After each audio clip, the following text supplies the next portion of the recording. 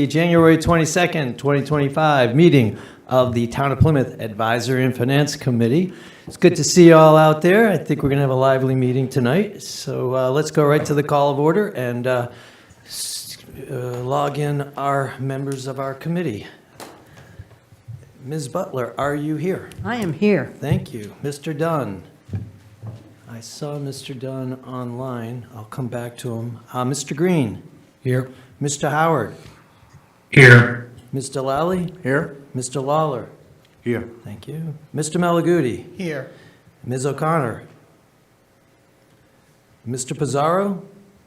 Here. Ms. Richards. Here. Mr. Snyder. Here. Ms. Tompkins. Here. And Mr. Trudell. Here. Thank you. We have a quorum. Excellent. So this meeting is being conducted in a hybrid format with some participants here in the house and others on Zoom. The general public can watch our meetings, which will be airing on Comcast 9, Verizon 47, or PAC TV's YouTube channel, and can be viewed at pactv.org/stream. And our committee members can go back and watch themselves on TV as well. It's not just for the general public. So the ground rules here are any speaker giving public comment is allotted up to 5 minutes in which to speak. Public comment can be at the beginning of the meeting or at the end of the meeting or in reference to any of the articles to which we are addressing tonight.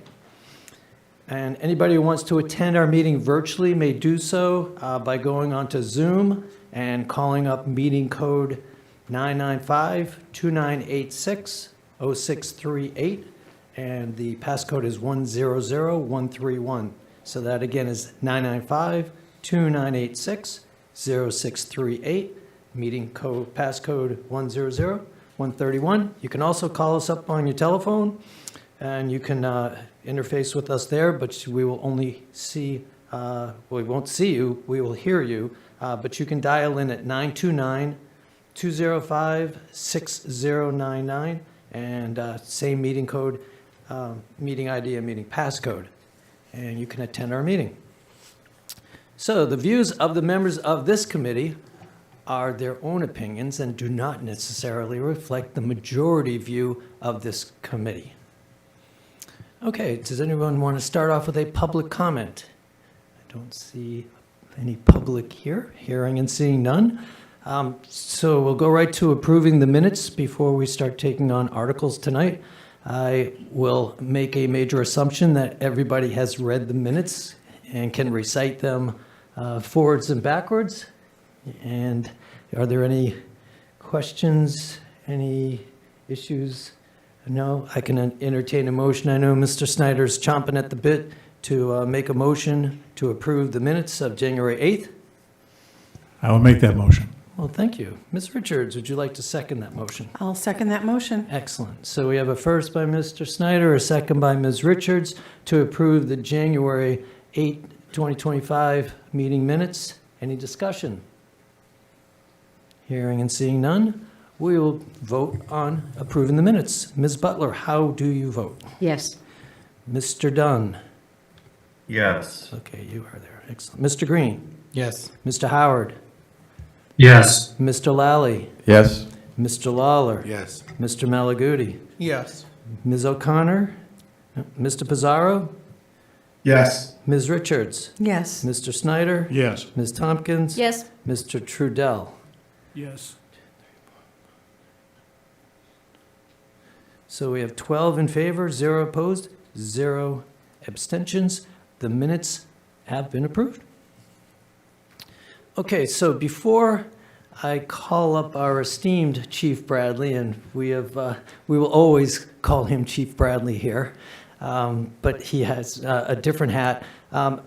As I do each season, I'd like to talk a little bit about what the CPC is, so our newer members and the general public can understand how that fund works.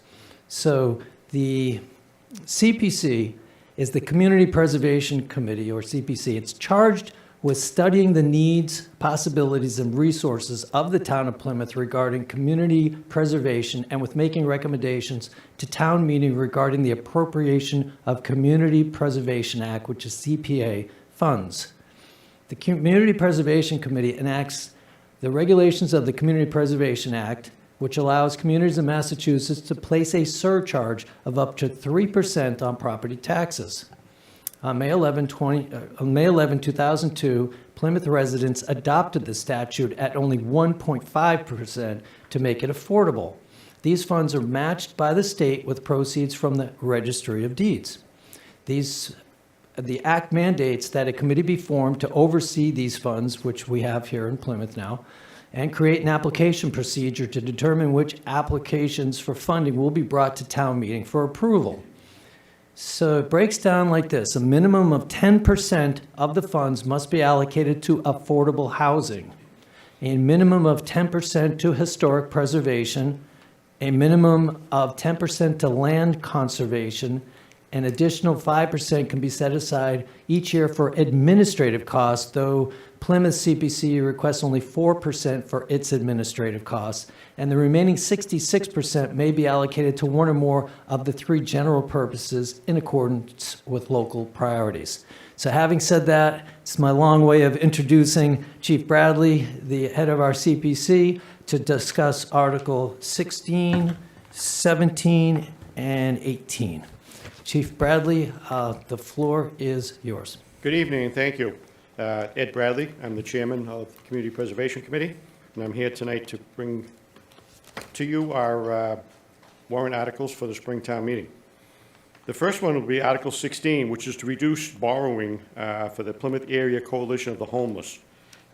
We are going to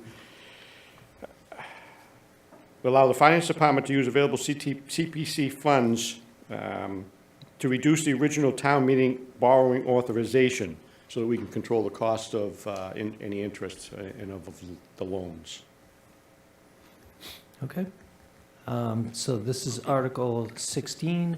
Do we have any questions? Yes, Mr. Lally, start us off with questions. Hi, Chief Bradley. Good evening. Is the total project cost still the same? Yes. Okay. Yeah, we're just going to be reducing the borrowing All right. Thank you. by paying it down. Mr. Lawler, the floor is yours. Good evening, Chief. How are you? Very well. Thank you. Just a blanket question. I know that you're new Yes. in this position.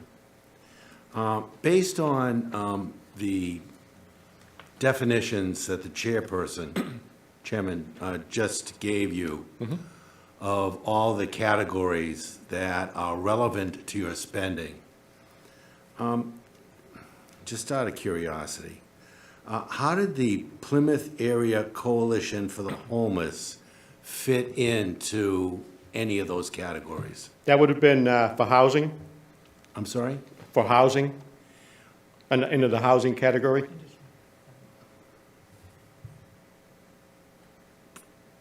For housing? Yes. Can you be It's more called- specific on that? It's called affordable housing in the, Affordable housing? Yeah, in the that's bylaw. one of the Yeah. three categories that we have to set aside 10% of the intake each year towards.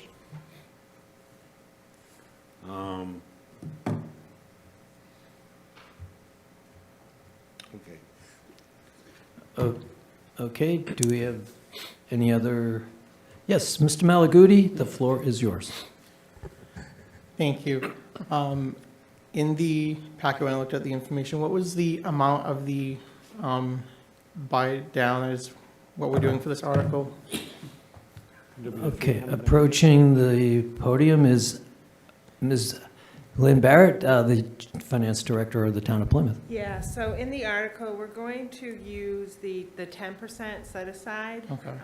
for housing towards the pay down of the debt. Can you get closer to the mic? Oh, sorry. We're going to use the 10% because you're required to either spend or set aside 10% for each of those categories. So the 10% for housing, we're going to use that portion towards the pay down of the housing project for the Coalition for the Homeless. That project is starting, it started last month. They're under construction.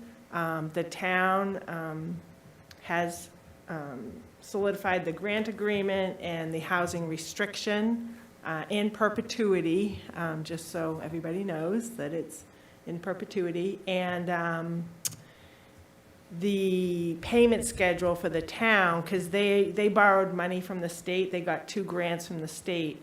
So the town's contribution won't happen until towards the tail end of the construction project, which we're estimating around May and June that we'll have to start paying. So it could possibly be about the same amount of what we're paying down, the $398,000. Okay, thank you. And you actually answered my other question. I was wondering if they received their grants that they were asking Yes. for as well. They received, I believe it was over $4 million in 2 grants from the state. Okay, thank you so much. Yep. Okay. Mr. Lawler, the floor is yours. Lynn, was the total amount they needed, was that 9 million? If I'm correct on that? So I believe they received these, I don't have the figures in front of me, but if I recall, there were 2 grants from the state. Each of them were over $2 million. They received a gift from a local, person in town for, I believe it was $250,000, and then they're getting $3 million from the town. So that's almost $8 million around. Okay. And the total project budget is what, roughly? Would you know it? Around $8 million. Okay, great. Okay, thank you. That's good enough. That's significant, this extra money. Great. Yeah. Ms. Richards, the floor is yours. So how much is the 10%? What's that 10% of? It represents 398,814. That's the estimated, so in the budget document that you got, this little page right here, the estimated annual revenues for the tax computed at the 1.5%, investment earnings in the fund, using a state match of 15%. It comes down to annual revenues of $3,988,000, so 10% of that is $398,000. Thank you. Ms. Butler, the floor is yours. Do we have any blueprints or drawings or anything of what's going to be done there? Yeah, so the CPC has a representative attending the building committee meetings for the coalition. Some of the meetings are held by Zoom, some are held in person. Also, the town required a member of the building committee to also sit on that, to be a representative.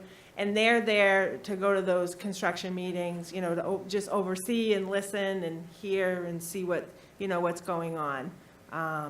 So that the town funds are, spent appropriately towards the project.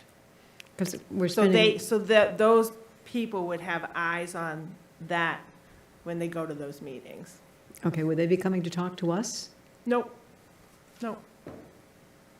Okay, because we're spending a lot of money and I have no idea. Yeah, I mean, your role is to recommend a town meeting, which happened last year, and that's about it. So it's under the town's hands now, the town manager overseeing and managing the project through the grant agreement with them and through representatives attending these meetings. Thank you. Mr. Lally, the floor is yours. Yeah, back when this came before A&F for approval about a year ago, there were drawings that were presented, and so we have seen those about a year ago as part of the approval process. So, and I think this is a little bit different than Oak Street because there seems to be some professional design that's gone into this and professional engineering, given the size of this project. So it's getting a lot more scrutiny. So Yeah. I'm less concerned about the fact that they may, if there's an overrun, they'll have to come back to the town for funder of last resort, like Oak Street turned out to be. So I'm not as concerned about this project.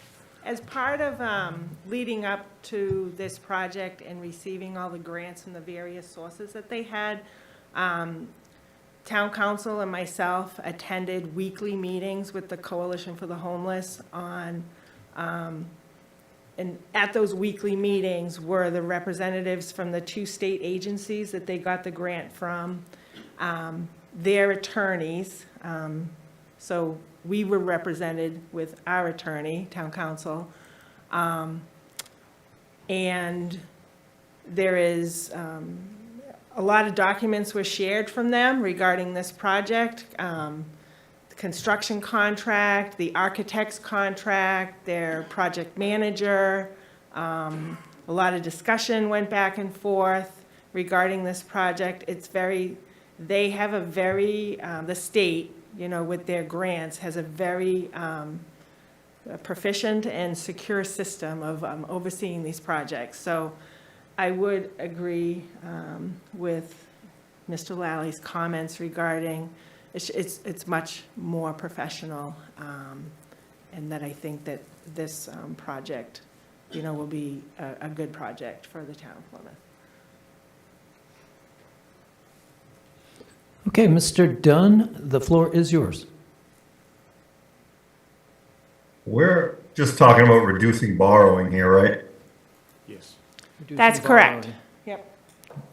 Okay, great. I was just wondering why we were, okay. Thank you. Mr. Malaguti, the floor is yours. Thank you, and this is just a quick one. The grant agreement that you just said was just finalized between both parties. Could the Advisory and Finance Committee have a copy of that so we have that for record? Thank you.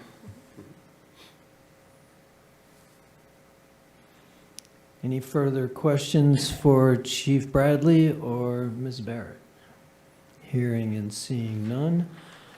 Mr. Lally, would you like to entertain a motion to approve Article 16? I recommend that we approve Article 16 for town meeting. Thank you so much. And Mr. Dunn, would you be so kind as to second that motion? Second. Thank you. We have a first from Mr. Lally, a second from Mr. Dunn. Do we have any discussion about reducing the borrowing in Article 16? Hearing and seeing none, we will vote whether or not to approve Article 16. Ms. Butler, how do you vote? Yes. Mr. Dunn? Yes. Thank you. Mr. Green? Yes. Mr. Howard? Yes. Mr. Lally? Yes. Mr. Lawler? Yes. Mr. Malaguti? Yes. Mr. Pizarro? Yes. Ms. Richards? Yes. Mr. Snyder? Yes. Ms. Tompkins? Yes. And Mr. Trudell? Yes. So, it's unanimous. The Advisory and Finance Committee recommends town meeting approve Article 16 by a vote of 12 for, 0 against, and 0 abstentions. Which brings us up to Article 17, which is another reduced borrowing. This is Stevens Field, and I will turn the floor over to Chief Bradley once again. Yes, Article 17, again, same, to reduce borrowing for Stevens Field. This will allow the Finance Department to use CPA funds to reduce the original town meeting borrowing authorization. This will complete the project, correct, Lynn? Yes. Any questions for Chief Bradley? Mr. Lally, please start So us this off. is another 10%er, is that correct? Okay. And Ms. Barrett is approaching the dais. Okay, so the amount basically remains to be determined. However, I can say with assurance that we are going to use the 10% that's set aside for open space recreation to pay down, which is the approximately $398,000. And then the rest of it will come from their remaining estimated revenues for the year. So in that budget document that I gave you, let's see, out of the 2.6 million remaining, the rest of it is going to come from that, okay? Yeah. And the amount, right now, we have a short-term note outstanding of approximately 1.8 million. The project has actually come in under budget, even though we had to go back to town meeting to get, additional funds, but there's about, we probably are going to pay off part of the note with, we won't need to borrow 1.8. It's probably going to be around 1.6, so.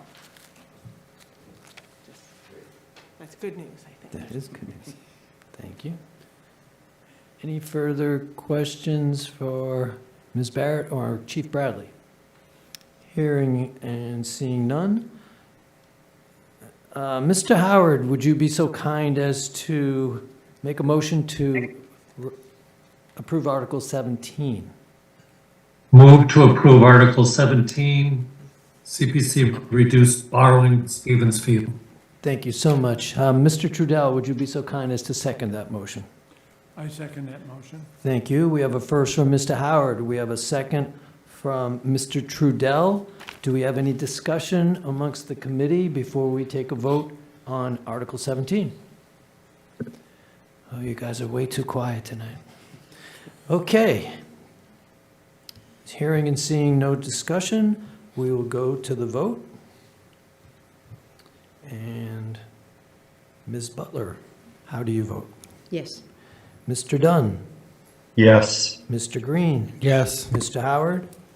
Yes. Mr. Lally? Yes. Mr. Malaguti? Oh, should we get Mr. Waller? Sorry? Mr. Waller? All right, I'll come back to him. Mr. Malaguti? Yes. Mr. Lawler? Yes. Shaking you guys up a little bit. Mr. Pizarro? Yes. Ms. Richards? Yes. Mr. Snyder? Yes. Ms. Tompkins? Yes. And Mr. Trudell? Yes. And Article 17 is being recommended to town meeting by a vote of 12 for, 0 against, 0 abstentions. Okay.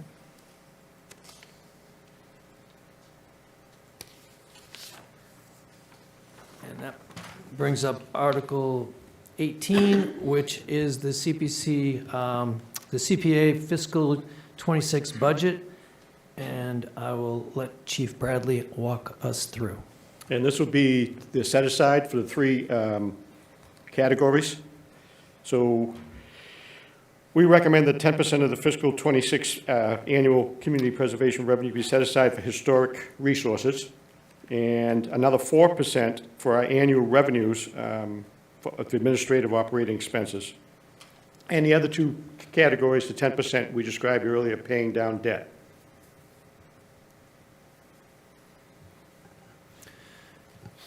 Okay, so last year, you all mentioned that you were going to slow down on these projects, and you held to your word. I do remember that.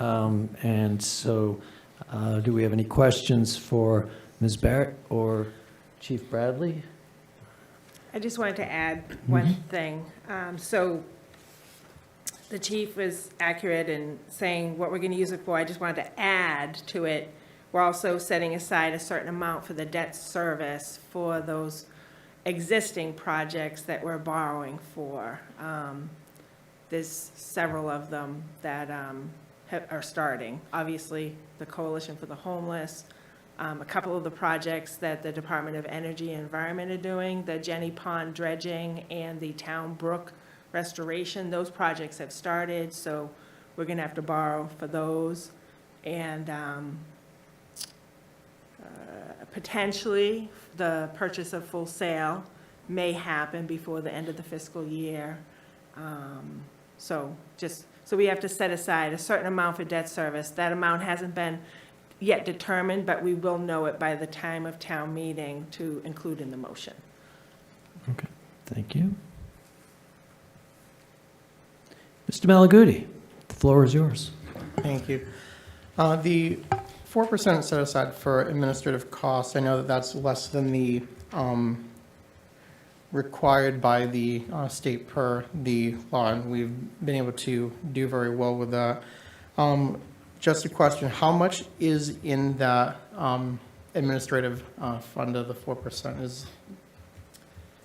So, so basically, the 4% is, according to the budget sheet here, it'd be approximately $160,000. Okay, and that's what's For remaining? 2026. So it's a budget that you appropriate for that fiscal year. We currently have an administrative fund for fiscal '25 that we're using, that was based on last year's. Okay, and that, so then after the end of the fiscal year, that gets closed out into That the gets reserve for closed that? out, closes out to fund balance within the CPA fund, so it stays like within Okay. that fund. Yep, Thank you. yep. Mr. Howard, I see your digital hand. The floor is now yours. Lynn, do we have any set-aside monies left over from previous years in any of the categories? Yes, so,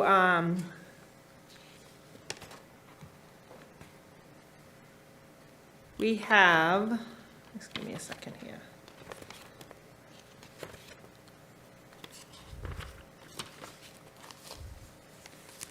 Oh, here, it's right in front of me, sorry. For housing, we have $144,008. Reserve for historic resources, we have $9,982. And then in the overall CPA fund balance, the undesignated fund balance, which that's a pot of money that can be used for any purpose, is $527,000. Will those be used to cover any of the projects this year or to pay down the debt? So what the CPC committee, what we talked about at our meeting in November when they voted these articles was we wanted obviously to take a pause on any projects and start to pay off the debt. So we're using at least half of the annual revenues and the set-asides of open space and housing to do that. And knowing that we had a couple of interested parties who have discussed submitting projects, so we sort of wanted to save this money for the fall town meeting, and determine at that point if there are any new applications that get submitted by the deadline by the end of May, because any applications that are submitted by the end of May, the CPC committee would consider those like over the summer, and then recommend to add any articles to the fall town meeting in August, the deadline for the fall town meeting. So it's sort of, those monies can be used for that, but they just wanted to sort of hold on and wait to the fall to see what's been submitted, to use any of the remaining revenues or other fund balances that they have.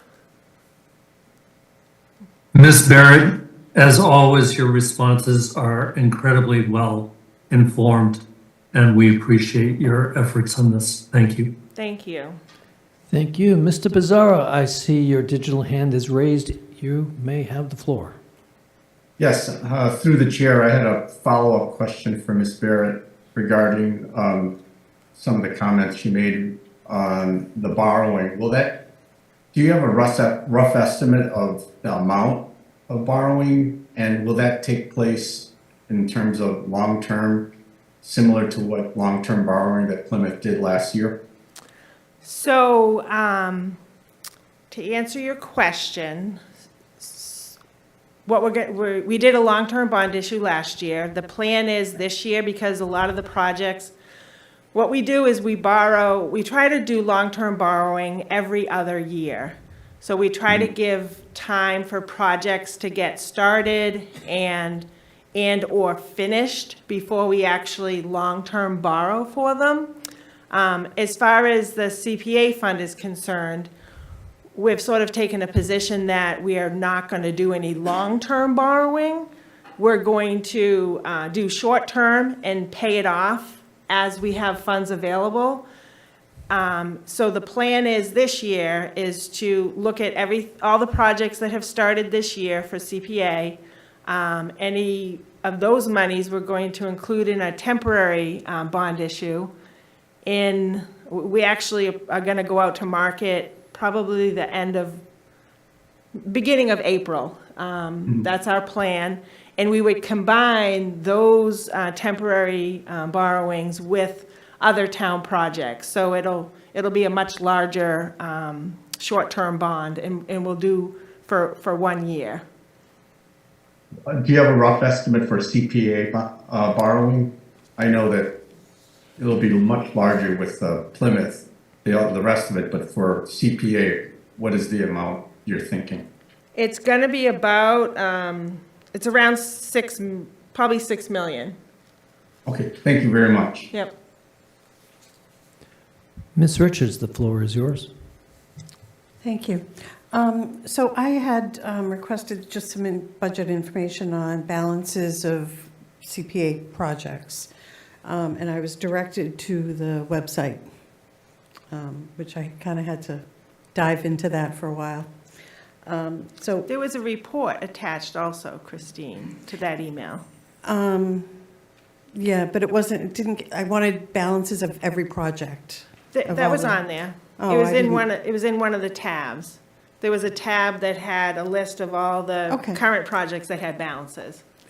Well, I found it in the website anyway, but balances in some of the older projects. Yeah. So like Taylor Ave bathrooms, annual town meeting 2013. So, we're talking 12 years ago. There's a balance of 118,000, is that? So what happens with that money, and where is it going, and what are we doing with it? So we print out the old balances. So with the change of members on the Community Preservation Committee, we closed out a lot of the older, there were many more old balances that were left, and we closed a lot of those out.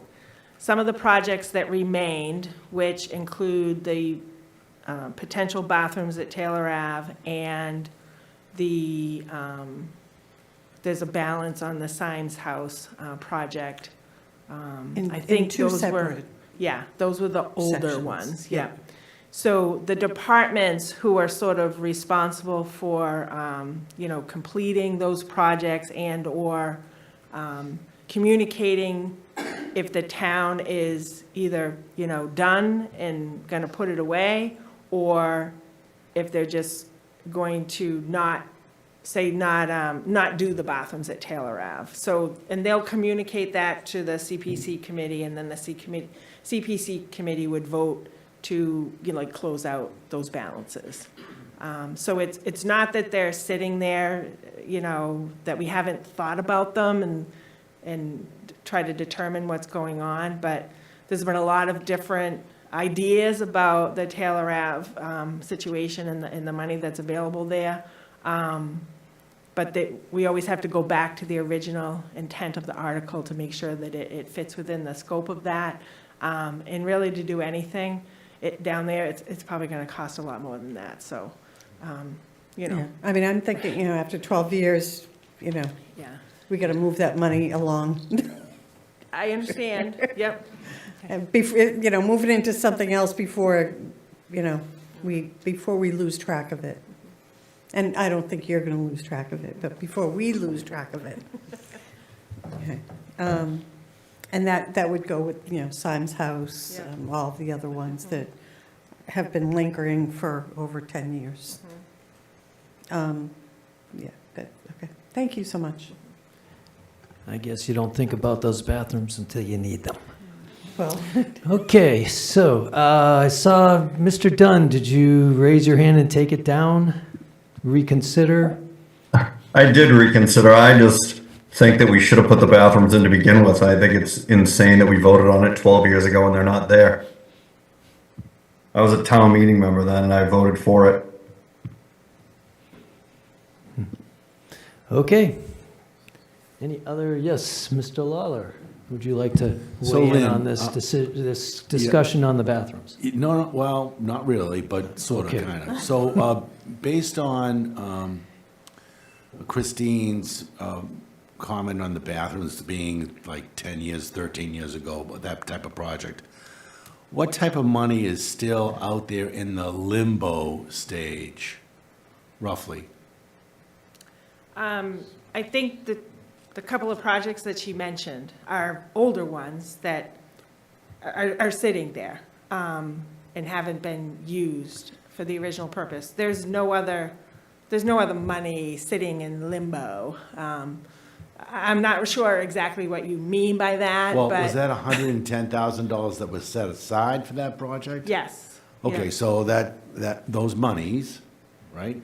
It was Are a in a whole project. They purchased a building, tore it down, and the intention was to put bathrooms there. So the total project was much more than the balance that's remaining. And then a couple of the departments that were sort of involved with that project initially, they just didn't have enough money to do exactly what they wanted to do. So then they were trying to evaluate maybe some other alternative types of bathrooms, to put Well, there. not That this- was permanent versus temporary, because we Yeah. have temporary ones that we pull down there every summer, but. Understood, but not this particular project of the bathrooms. I'm more interested in what types of monies are out there that are slated to do these types of projects. Is that what it is? So are the these- balances, I think someone asked earlier what the balances were remaining in the CPA fund. There were two set-asides that had balances, housing for 144,000, Okay. historic resources for 9,000 something, and then the undesignated fund balance, which sits in the CPA fund that right now is not being used for anything, is about 527,000.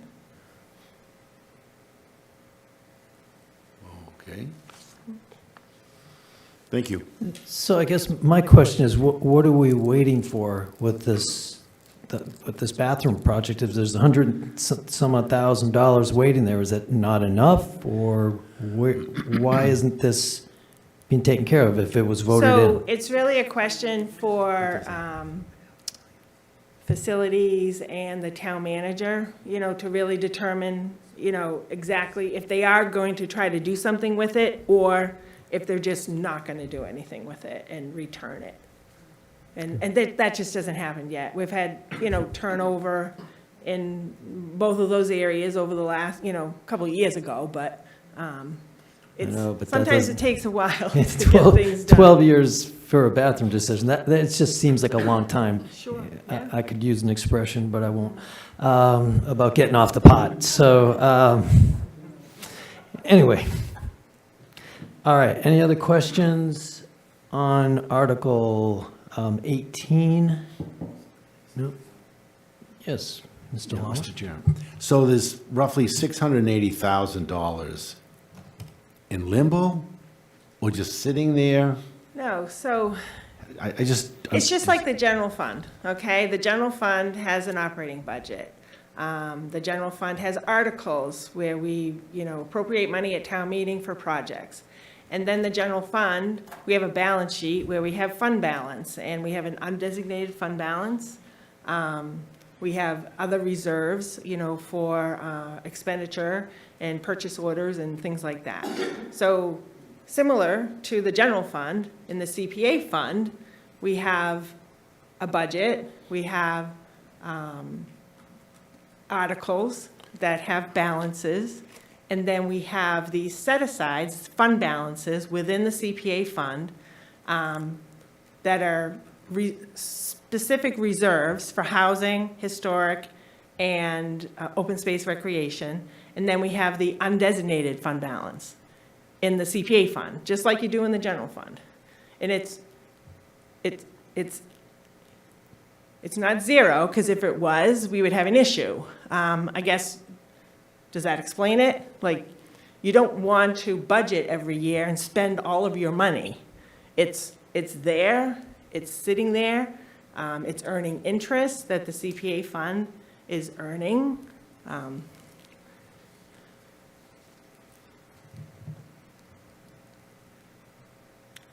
Thank you.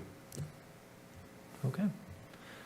All right, I think that wraps up the discussion, or the question section. And so, Ms. Butler, would you be so kind as to offer a motion on Article 18? So moved. Thank you. Mr. Green, would you be so kind as to second that motion? Seconded. We have a first from Ms. Butler. We have a second from Mr. Green. Is there any further discussion on Article 18? Hearing and seeing none. Ms. Butler, how do you vote? Yes. Mr. Dunn? Yes. Mr. Green? Yes. Mr. Howard? Yes. Mr. Lally? Yes. Mr. Lawler? Yes. Mr. Malaguti? Yes. Mr. Pizarro? Yes. Ms. Richards? Yes. Mr. Snyder? Yes. Ms. Tompkins? Yes. Mr. Trudell? Yes. Okay, the Advisory and Finance Committee recommends to town meeting to approve Article 18, unanimous vote of 12-4, 0 against, 0 abstentions. And thank you so much, Chief Bradley and Ms. Barrett, for answering our questions. Okay. Would you like to make a comment? Ms. Richards, you may make a comment. This is just from Ms. Barrett. I have that spreadsheet, thank you. And will forward it to the committee. Thank you. Okay. Article 25, the HERO Act, COLA increase under the Community Preservation Committee to see if the town will vote to accept the provisions of General Law, Chapter 59, Subchapter 5, Clause 221, as added by Chapter 178 of the Acts of 2024, commonly referred to as the HERO Act, which will allow the assessors to increase the real estate property tax exemptions for qualifying military service members, veterans, and their spouses annually by an amount equal to the increase in the cost of living as determined by the Consumer Price Index, the CPI, for such year, which additional exemption will begin in fiscal year 2026 or take any other action relative thereto. Is there anybody who can speak to that? Good evening, Mr. Chairman. Thank you, Mr. Golden. Thank you floor is for yours. having me here tonight. I apologize that I wasn't able to be there in person. My little one is out in the living room right now, and you may see an appearance from her before the end of this presentation. Mr. Chairman, if it pleases you, I'd like to take the two articles together because that's how I framed the presentation. Would you like me to read the second article into the record? You can do that, but we will be voting on them separately. Yep, that's fair. The second article, which is Article 26, is related to an increase in the base exemption amount for statutory exemptions for veterans, for qualifying veterans. Article 26 reads, to see if the town will vote to accept the provisions of General Laws, Chapter 59, Section 5, Clause 22J, as added by Chapter 178 of the Acts of 2024, commonly referred to as the HERO Act, to allow the assessors to grant an additional real estate property tax exemption for qualifying military service members, veterans, and their spouses in an amount equal to 50% of the amount of the exemption for which the taxpayer qualifies for, which additional exemption will begin in fiscal year 2026, or take any other action relative thereto. And if it's possible, I'd like to share a couple of slides with you folks. I think I'm doing so. Can you let me know if that's correct? Yes, thank you. Excellent, thank you. So I'm here to present these two articles for consideration of the Advisory and Finance Committee. The HERO Act, for some background information, was an act honoring, empowering, and recognizing our service members as veterans, commonly referred to as the HERO Act. It was signed into law by Governor Moore Healey on August 8th of last year. It included more than 30 provisions that were intended to positively impact the lives of veterans in the Commonwealth of Massachusetts. It provides a number of local options, two of which are subject to the vote of the municipal legislative body. For us, that's town meeting. These local options provide an expansion of property tax exemptions for veterans granted under Mass General Law, Chapter 59, Section 5. We've already read the language of those for clauses 22I and 22J. Here in Plymouth, we have veterans who receive exemptions under Clause 22, which allows veterans with a service-related disability between 10% and 99%, or who are the recipient of the Purple Heart, or their surviving spouse to receive an abated amount on their real estate tax bill. Clause 22E, it does the same thing, except for its veterans with a service-related disability of 100% or their surviving spouse. There are two different amounts for those exemptions, and I'll show you what they are and their impact if we do increase them in a later slide. So Clause 22I provides an annual cost of living adjustment, a COLA increase to the amount of the tax exemption that we grant to veterans on their primary residence. That's a critical piece of information to know. So for folks who receive this exemption, it has to be the place where they live. There may be a veteran or a service member who has a residence here in Plymouth and an additional income property. The exemption will not apply to their income property. There could be a veteran who lives in another community and has an income property in the town of Plymouth. Similarly, that their exemption will not apply to their income property as well. So it's only for their primary domicile. Again, the COLA is determined by the Department of Revenue. They put out an informational bulletin every year to let communities know what the increased amount is, and they tie it to the Consumer Price Index, the CPI. Clause 22J allows municipalities to increase the base exemption amount granted to veterans on their primary residence up to an additional 100%. So if we offer $1,000 on as an exemption amount, this clause 22J would allow us to raise that up to $2,000. Give you an idea of what the financial impact of these two articles would be. I wanted to give you some information about how things played out last year and how they would have played out had we had these two articles adopted. So in fiscal year 24, which is the most recent year for which we have a complete set of data, the number of veterans qualifying under Clause 22 was 478. Each of those 478 veterans or service members received a $400 exemption amount on their real estate taxes. So if your real estate tax bill was $6,000, this reduced it to $5,600.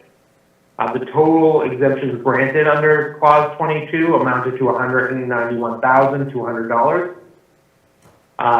The qualifying service members and veterans under Clause 20, or excuse me, the number of qualifying veterans under Clause 22E was 233. These folks received an exemption amount of $1,000. So similarly, if your tax bill was $6,000, you received an abated amount of $1,000, so your total tax obligation was $5,000. The total exemptions granted under Clause 22E amounted to $233,000. So the total amount exempted under each of these clauses for veterans was $424,200.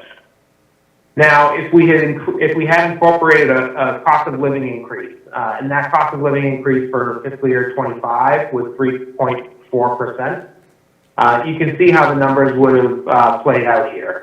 Same number of veterans, the new exemption amounts were $414 and $1,034, respectively. And the total exemption amount would result in a $14,423 increase to our overlay account. I'm going to pause there for a second. For folks at home, town meeting members, members of this committee who may not be aware, the overlay account is an account of money set aside and built into the municipal financial plan to allow for exemptions and abatements to be processed without having to further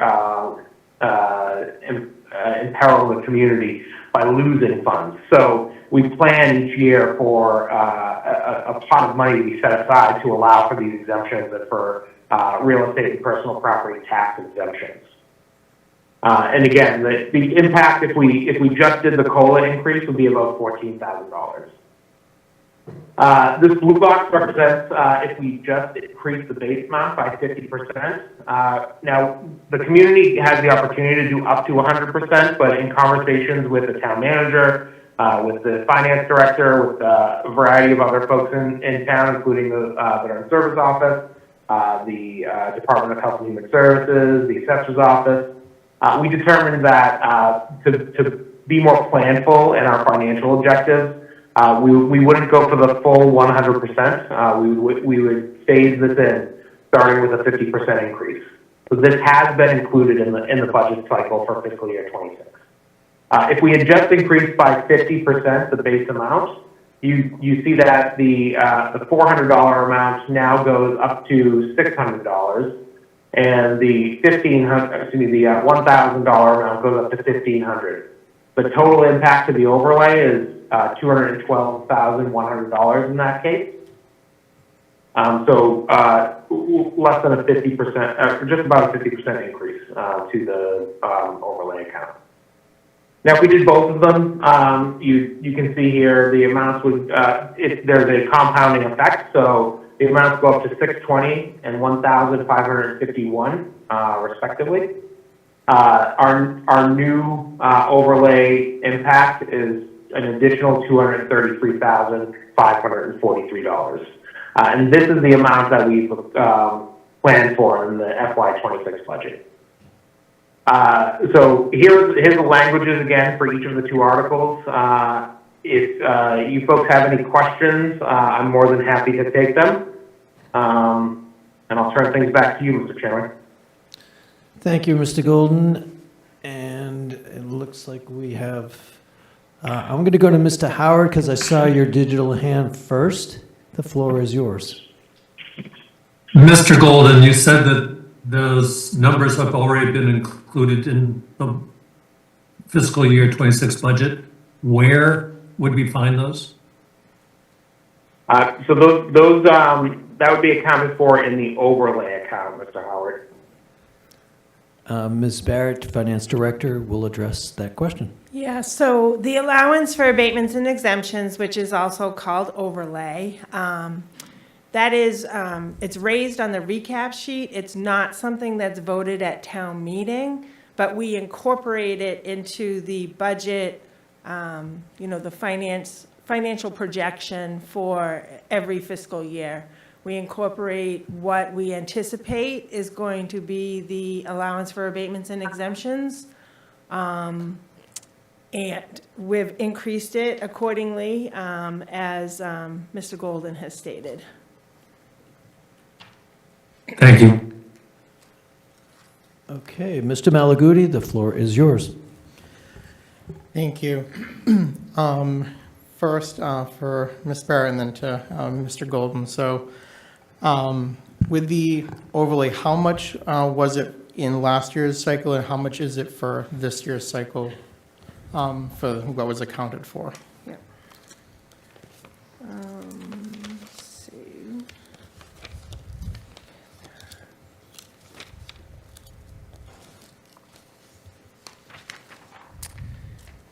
So let's see, fiscal 25, the allowance for abatements and exemptions was $1,330,608, and that includes all exemptions and possible abatements. So we have several exemptions for elderly, disabled, veterans, that kind of thing.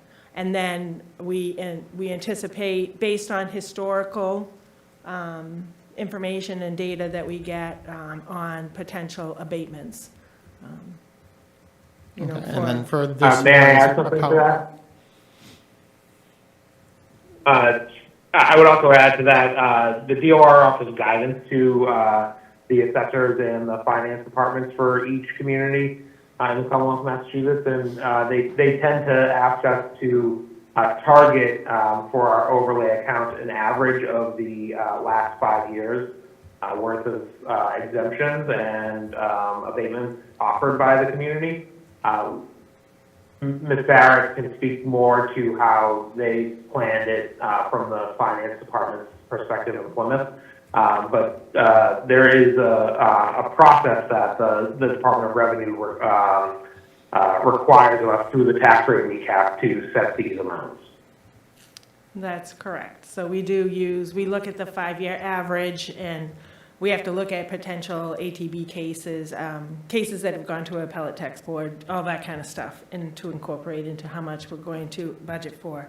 So then next year, to answer your question, for the budget estimate for 2026 is $1,623.92. That's an increase of $292,000, which represents the increase of like $233,000 that Mr. Golden mentioned, plus we recently amended the senior and veteran tax work-off program.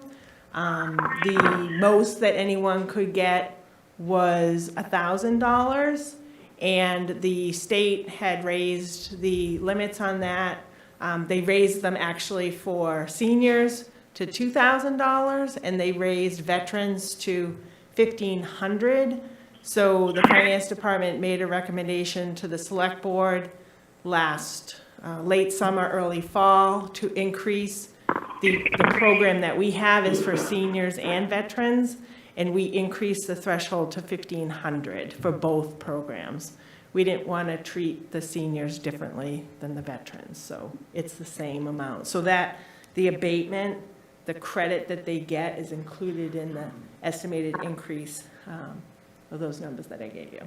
Okay, thank you. And then my second one, this one's for Mr. Golden, and it could be for Lynn too, depending on who would like to answer first. So if both of them got voted on at town meeting and approval, the combined, so say the 233,000 and change that is basically earmarked in a way if both of them get approved, both of those would continue going up because of the COLA, right? So it would basically, so the 400 to 600 would then be basically automatically each year would then incrementally go up a small percentage based upon the COLA then? Mm-hmm. Okay, thank you. Yes. Okay, further questions, Mr. Millicoody? You good? Okay, no further questions. Ms. Richards, the floor is yours. Do we offer a COLA to the seniors or disabled? Yeah, Ann Dunn had come before you, our Director of Assessing, last year. I believe it was in the spring at town meeting, and we voted like four different articles to adjust all of the exemptions for seniors for COLA, to adopt the DOR, guidelines that they have. But is it a similar thing where it Yeah, goes it up? would increase, whatever the COLA is, it would increase. Is it the same? I don't know. I'm assuming it's the same, but I don't want to answer incorrectly. Okay, because I would just hope that, I would ask that it be similar if we're going to, if we're going to offer it. Well, basically, we adopted the guidelines from the DOR that we're allowed to adopt for increasing those senior exemptions, and we did that last year. Yeah, the senior exemption is tied to the CPI as well. Yeah, okay. Thank you, David. Thank you. Okay, any further questions for Ms. Barrett or Mr. Goulden? Looks like a future taxpayer has joined the call. Okay, so hearing and seeing no more questions, I would entertain a motion. Ms. Tompkins, would you like to move to approve Article 25? So moved. And Mr. Pizarro, would you please second the motion to approve Article 25? Yes, I'll second that motion.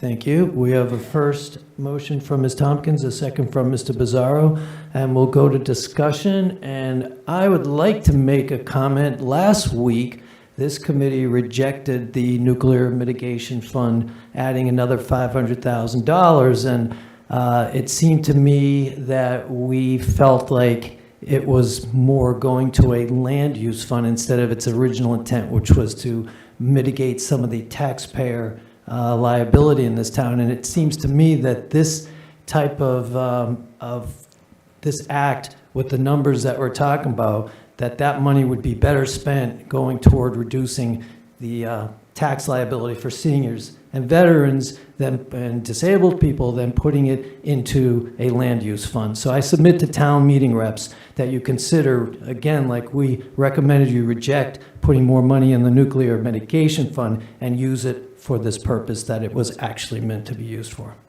So, go ahead, Mr. Lally. Sure, and right now, if you take the 657, 743 and divide it by the nominal $291 million of the town budget, before you add the HERO Act stuff, the burden is 0.23%. And by adding the 233, it raises it to 0.31% in terms of the impact on the tax levy. So just thought I'd share that. Well, thank you, Mr. And I encourage us to vote for this. Yeah, further discussion? Hearing and seeing none, let's go to the vote on Article 25. Ms. Butler, how do you vote? I'm abstaining. Okay. Mr. Dunn? Yes. Mr. Green? Yes. Mr. Howard? Yes. Mr. Lally? Yes. Mr. Lawler? Yes. Mr. Malaguti? Yes. Ms. O'Connor? Oh, sorry. Mr. Pizarro? Yes. Ms. Richards? Yes. Mr. Snyder? Yes. Ms. Tompkins? Yes. Mr. Trudell? Yes. Thank you. So the Advisory and Finance Committee recommends town meeting approve Article 25 by a vote of 11 for, 0 against, and 1 abstention.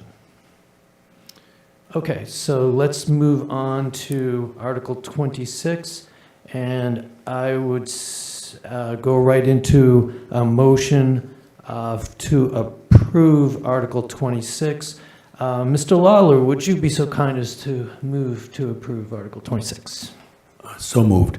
Thank you. And Ms. Richards, would you be so kind as to second that motion? I will second that motion. Thank you so much. We have a first from Mr. Lawler and a second from Ms. Richards to approve Article 26. Any discussion on Article 26? It seems like we vetted out a lot of this in a previous discussion. Any lingering questions or discussion points? Hearing and seeing none, I will go to the roll call. And Ms. Butler, how do you vote on Article 26? I'm abstaining. Thank you. Mr. Dunn? Yes. Mr. Green? Yes. Mr. Howard? Yes. Mr. Lally? Yes. Mr. Lawler? Yes. Mr. Malaguti? Yes. Mr. Pizarro? Yes. Ms. Richards? Yes. Mr. Snyder? Yes. Ms. Tompkins? Yes. And Mr. Trudell? Yes. And the Advisory and Finance Committee recommends town meeting approve Article 26 by a vote of 11 for, 0 against, and 1 abstention. Okay. Thank you, Mr. Chairman. Thank you to the committee. I appreciate the work that you folks do as a former town meeting member. I know that's critical to their process, and I offer you my thanks for approving these articles for town meeting. I believe that there are also members of Health and Human Services and the Veterans Office in the room as well. I want to thank them for being there to support. Excellent. Well, thank you, Mr. Goulden, for your time on the select board. I know it's a heck of a commitment, and we appreciate you. Thank you. Great.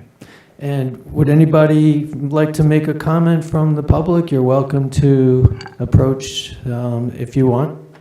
You don't feel obligated. Yes, so we have Miss Michelle Brady from the Center for Active Living, and I believe you also are on the library committee. I'm the Commissioner of Health and Human Services now. These titles change all the time, so it's all good. But I'm proud to be associated with both the Center for Active Living and the library, so thank you, sir. Roxanne really deserves the credit, our veterans agent, in bringing this to us, and we can't thank Select Board Member Golden more for taking up this cause and hearing us and wanting to pursue this. So we just want to say thank you so much to your committee for supporting this, and hopefully it's supported at town meeting as well. Thank you so, so much. You're welcome. Thanks for being with us and being patient. Hi, Yes. Roxanne Whitbeck. I just wanted to personally thank each and every one of you because this article is very special to me and it's very special to all of our veterans in town. So thank you very much for your consideration. Thank you. Thank you for your time as well. Have a good night. Good night. Okay, so that brings us to the old, new, and other business. To Mr. Lawler, you caught my eye. You have the floor. Thank you very much. Lynn, thank you very much for staying. Maybe you can help me with some of the questions I have regarding the stabilization fund and how that works. So if the town votes. I'm sorry, you meant there's two stabilization funds. Did you mean the nuclear? The nuclear. Or, The okay, nuclear, there's a sorry. facility. I We want to have make sure we're several. on the same page. I'm sorry. Sorry to interrupt. Sorry about that. Just being clear. The Nuclear Stabilization Fund. So if the town takes our suggestion and does not vote for that, those monies, $500,000, where do those monies go? Or are they just not, I don't understand the mechanism behind that.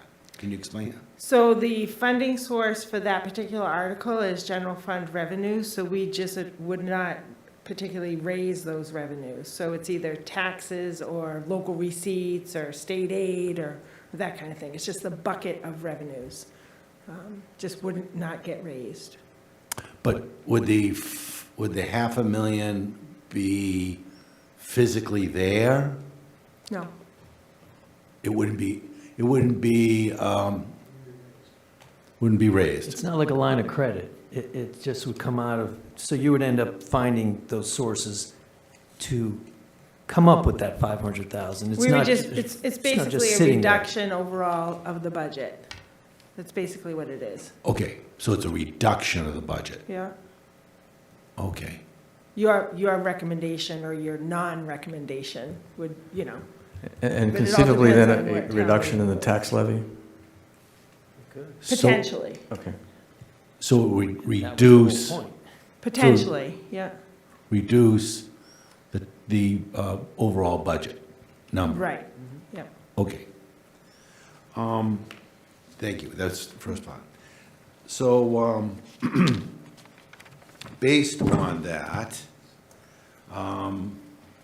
actually, I'm gonna send this over to Joe. Joe, do you want to kind of explain some of the work that you did here? Absolutely. The floor is now yours, Mr. Lally. So earlier today, I asked Ms. White to go back and look at the original article that was approved back in, I think, 2013. Just because I was curious about the wording, because I'm used to dealing with endowment funds at universities, and the uses of those funds are highly restricted. And it would seem to me that that using the funds for other than purposes such as buying land would not be an appropriate use of this this fund, at least from my perspective. So the point was to really have the original wording shared with this committee. And I think you've already alluded to it, Mr. Chair, but it would be another argument that you might consider presenting when the presentations are made at Springtown meeting for why we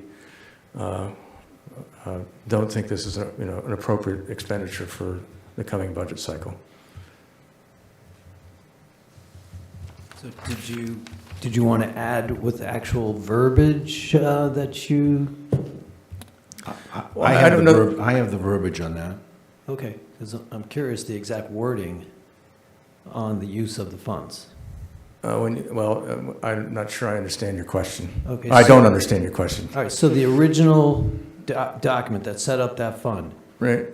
do you have the wording of the purpose of that fund? Yes, it was sent to all of us late or mid-afternoon by Jeanette. Except that I was in meetings until. Okay, but it's there. I'm running a little behind you guys. Okay.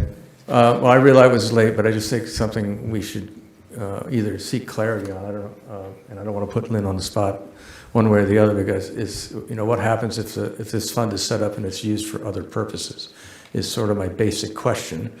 And at least in my experience in dealing with endowments, it's not a pretty situation if you get caught doing that. So what if we table that, talk to town council, Okay. and get a legal opinion on the use of those All right, funds? so would the mechanism for that be to invite town council to our next meeting to opine on our concern? And who will do that? Will That be? would be an appropriate.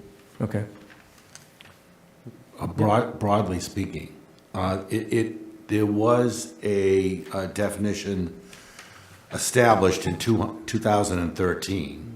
That's what I'm getting at. There was a statement established, and then it was then there was a confirming of that definition with a proposal of $1 million being dropped into that fund to establish it.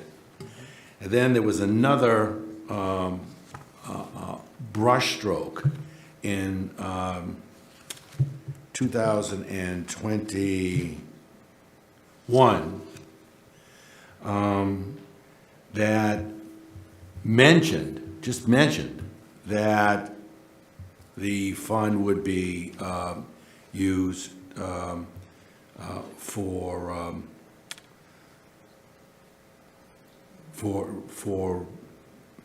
Holtec land usage, but there was nothing ever formally put in motion where the state had originally set up guidelines to do so. Okay, so there was no formal action to change the original intent.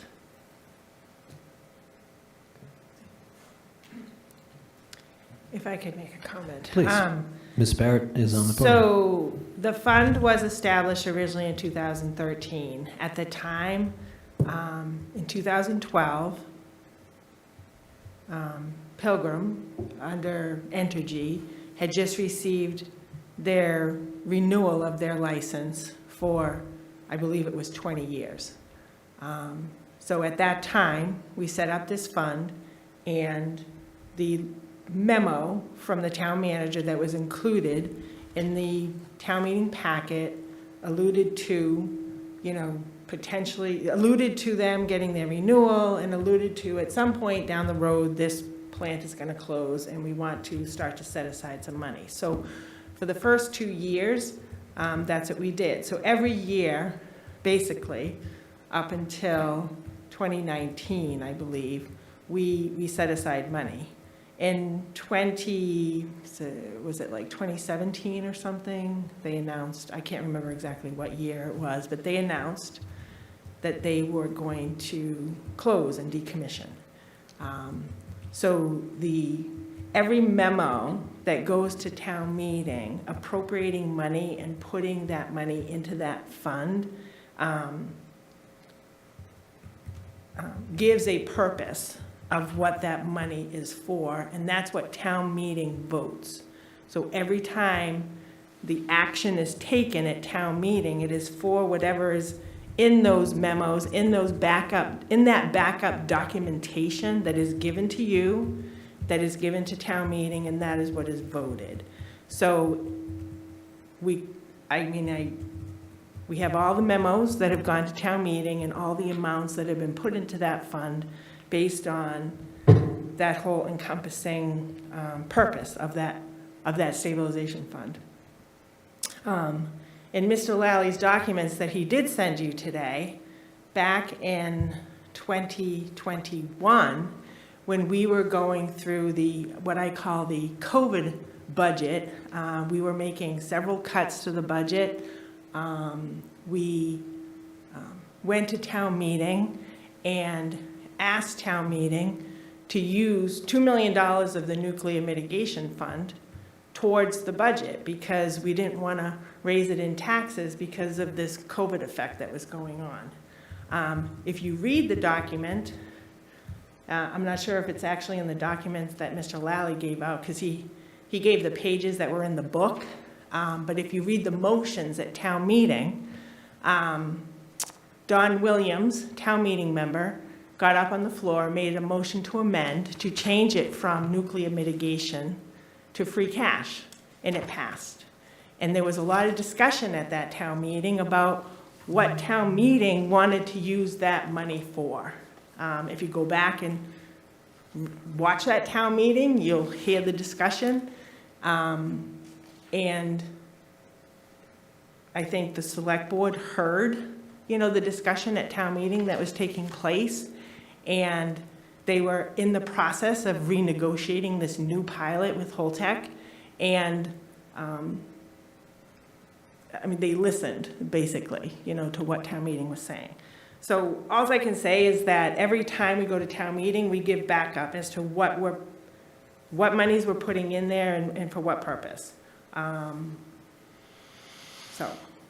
So just to recap what you're saying, there's this fund, and then this is, from this year is a portion for that purpose, and from this year, the next year is a portion to that purpose, whatever the purpose is. It's all for mitigation. It's all for mitigation due to that plant closing. Right, and you're saying- And the mitigation can be interpreted in several different ways.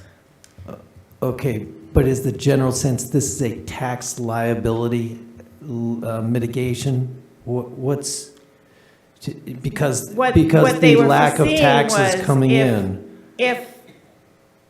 Because the goal was to, and there was a lot of discussion about, let's try to get something else on that property that's going to produce a tax revenue to the town, either through some kind of economic development of that property or some type of energy generating facility at that property because it's connected to the grid. There was a lot of just different years and different town meetings and different discussions and different projects brought before the town. So it's just sort of ongoing, Ms. Richards? So back in 2013, when the article went in place and with the supporting documentation that Mr. Lally sent with the Mass General Law, so the recommendation reads, the Advisory and Finance Committee advises town meeting to approve Article 15A. Approval of this article would authorize the town to establish a nuclear plant stabilization fund as authorized by the provision of General Law, Chapter 40, to provide for future mitigation of the tax impact to the residents when and if the tax payment from Entergy declines. As with all stabilization funds, a 2/3 vote of town meeting would be required either for adding funds or for the use of the funds. So some of the rules have changed since then, according to Mass General laws. So to put money into it, it's only majority, and to take money out of a special purpose stabilization fund, it's a majority vote. But I think the But language. this is for the use of Oh, right, for the use. how to use But it, I mean, what the you're using it for. I guess what I'm saying is the interpretation of mitigation of the tax impact and their tax payment reducing could possibly be putting something at that site that's To going to replace it. bring in I tax see. revenue that would either equal it or, somehow replace it. That's all I'm saying. That's why the language is so general. You could interpret it as giving That's all I'm back to the saying, yeah. taxpayers or using it to, like you said, develop a property that would produce the income to make up for it. Right. So they left it very, And at one Unclear. time, we went to town meeting and tried to use it to reduce the tax impact. And town meeting voted against it, replaced it with free cash, and had the discussion of what, And I understand that, and I remember at the time when it was going on and when this went through, because at the time it's to reduce the tax burden on the residents for when the nuclear power plant was not paying into the tax base. And when we raise taxes which we have, everybody's tax bill's gone up, and then we're taking that, we're now looking to take more money from the taxes that we've paid to put into a fund that's supposed to help mitigate the taxes. It doesn't, it's not,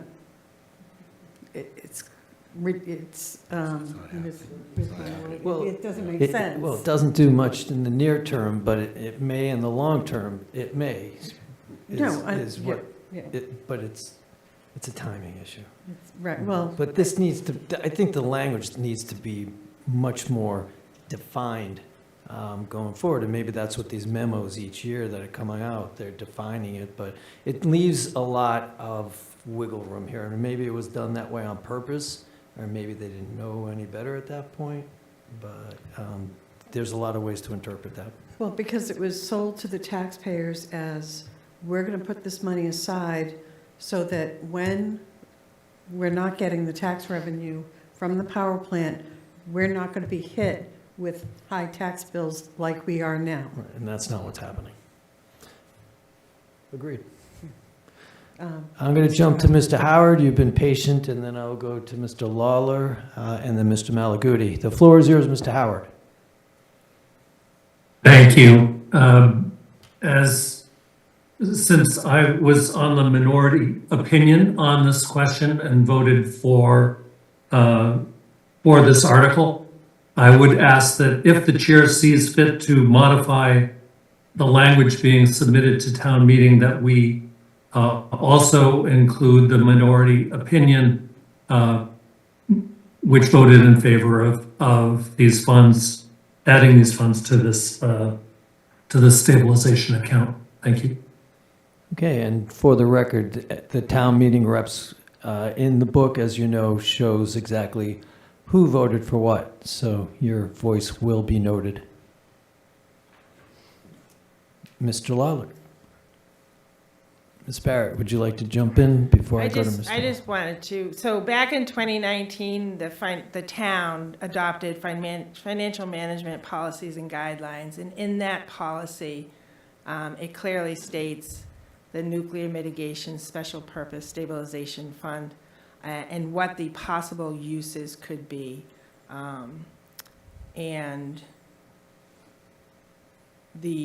one of them is possible future use of the Entergy site and/or economic development of the site and property surrounding it. So in 2019, they incorporated the memo language that had been going to town meeting into our financial policies and guidelines. Did the And town it's on vote our on that? website. Did the town vote on that? So change? that's not something the town votes on, the select board vote policies and guidelines, that's what their function is, according to the charter, so was voted at town meeting, but this is incorporated within our financial policies and guidelines. Which goes back to what I said last week. This sounds like could be becoming a land fund, which we just established. So how are those two going to work together. We've got a land fund that we're starting to grow to buy land, and we have a mitigation fund that could I be guess used to that's buy yet to be land. determined with regards to the land fund, because it has to go, it's a special act for the legislature to vote on. You know, potential in the future, possibly, that may get voted on, and it probably, quite possibly, could be used as another funding source for that. Because, I mean, what we're raising and setting aside is not going to be the cost of the purchase of that land. Right, we're aware of that. Okay, well, thank you, Ms. Barrett. Mr. Lawler, the floor is now yours. Thank you, Mr. Chairman. Well, to me, it's all about intent. And it's all about what was the original intent of this particular chunk of monies.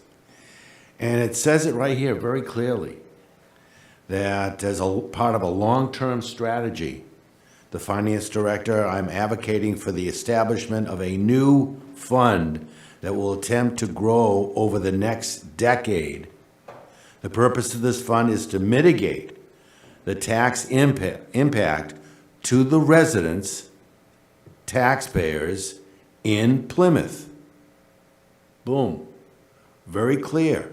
The intent of this was to mitigate the shortfall of energy. True, but I'll go back and say that if you built an income-producing property that you could tax, that would mitigate the tax liability to the town as well. That's why I think that the language wasn't specific enough.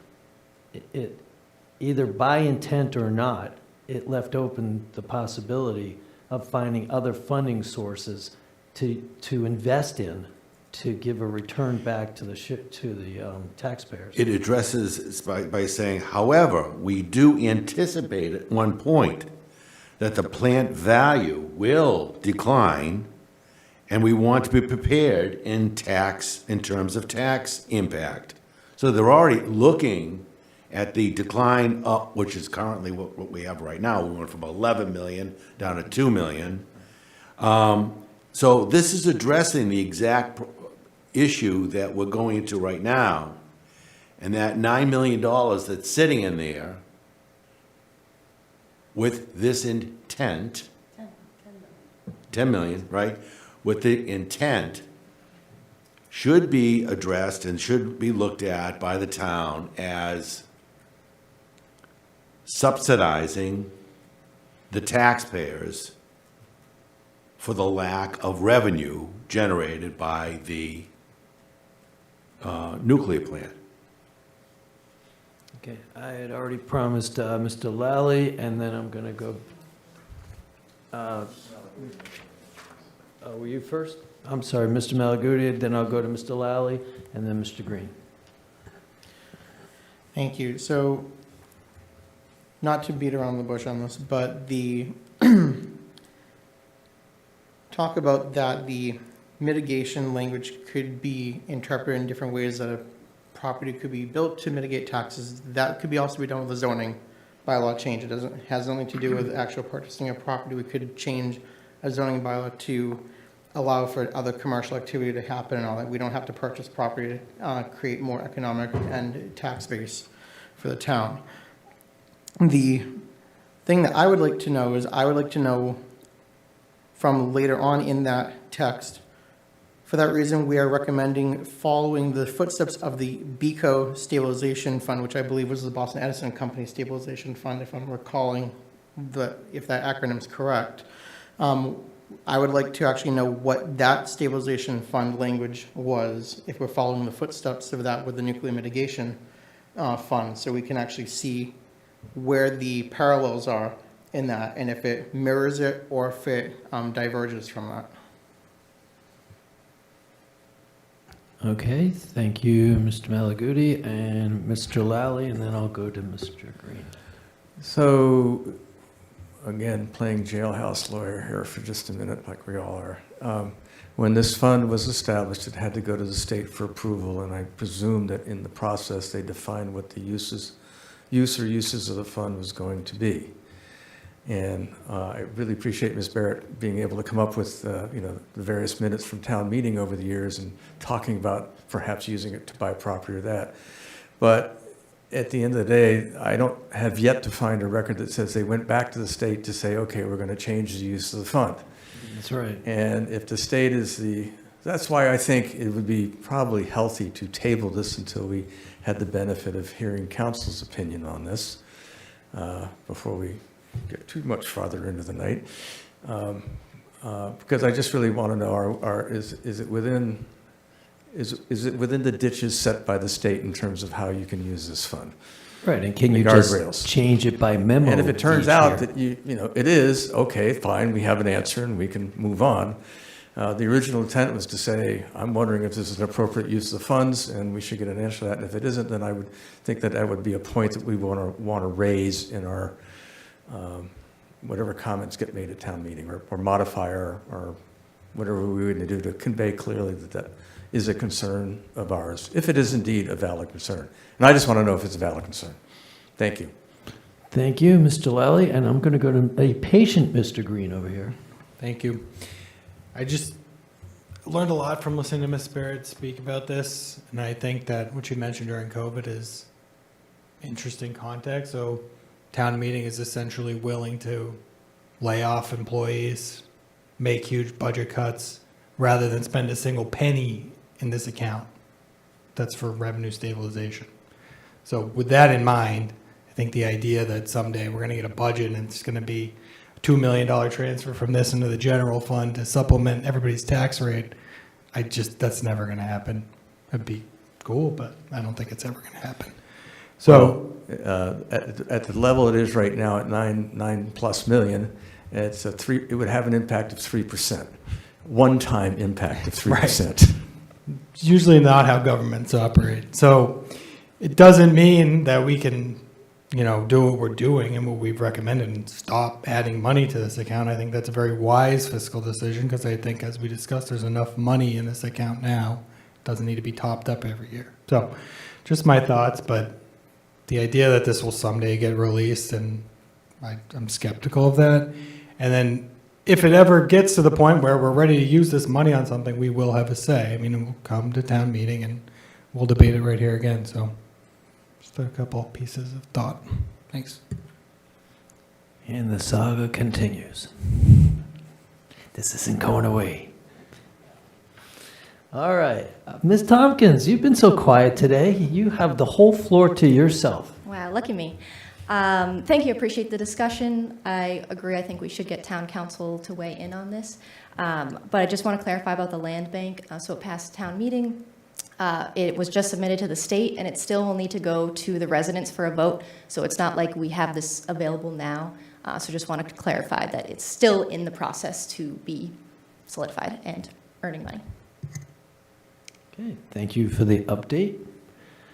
And any further discussion, any other business? Mr. Malaguti, are we still on the nuclear mitigation fund, or have we moved on tonight? All right, move it on. It's moving on, but backtracking a little bit as well, too. Back to CPC. Oh, And no. it's We've fine. already finished CPC. It's too late. And the only thing that I'm saying, if we're looking at asking council for the language for nuclear mitigation, I'm not asking council for this, but as we were talking about, as Ms. Richards and Mr. Lawler were talking about, for the closeouts of projects and remaining balances of projects that were already earmarked for certain monies and are still either sitting in essentially limbo that the project hasn't started yet, or still have money left over after the project is done, I think we should ask about a couple of them where it's going. I think the Symes House is one that has around 110,000 and 3 different expenditures left in that. There's the Taylor Ave bathrooms, which I can get into the history for anyone that would like to know the history of that, since I've been with that for a while. And then there's, even though it's a small amount, the oil paintings that we spent $20,000 on, which still has $5,000 left, and I don't know why that hasn't been closed out. I think the paintings have been done years ago. I don't think we need to keep that money intact for the paintings anymore, but I think we should at least have somewhat of a discussion on those two main ones, the bathrooms and the science house ones, if that money technically should be closed out now or not. Agreed that that's like house cleaning. We need to just clean it up.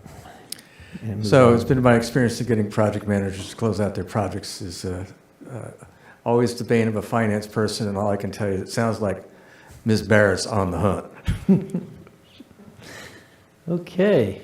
Any other old, new, or other business before we go to I'm sorry, just while we're on that subject, I did forward to everybody the spreadsheet that I received, which has the CPC summary, expenditure detail by year, open projects, and match history. Jeanette is forwarding it as we. Now I know where I'll be. She already did. She is on top of this stuff. So you'll have it in your emails. Thank you. Okay, so everybody, when you get home tonight, pull up that email and start getting ready for next week. All right. Any other business here? Okay, great. Would you like to make a comment as part of the public? You are a glutton for punishment, for sure. But we appreciate having an audience of one. Okay. So let's move on to adjournment, and I haven't called on, let's see, I've called on everybody. Oh, that's right, Mr. Dunn. How about a motion to adjourn? Motion to adjourn. Thank you so much. And I'm going to go to Mr. Trudell for a second on that motion to adjourn. Second. Any discussion? Awfully quiet. Excellent. All right, Ms. Butler, how do you vote on adjournment? Yes. Mr. Dunn? No. All right. Yes. Ooh, Mr. Green? Yes. Mr. Howard? Yes. Mr. Lally? You betcha. Mr. Lally. Mr. Lawler? Yes. Mr. Malaguti? Yes. Mr. Pizarro? Yes. Ms. Richards? Yes. Mr. Snyder? Yes. Ms. Tompkins? Yes. Mr. Trudell? Yes. And it's unanimous, 12-4, 0 against, 0 abstentions, and we are done at 8:37 PM.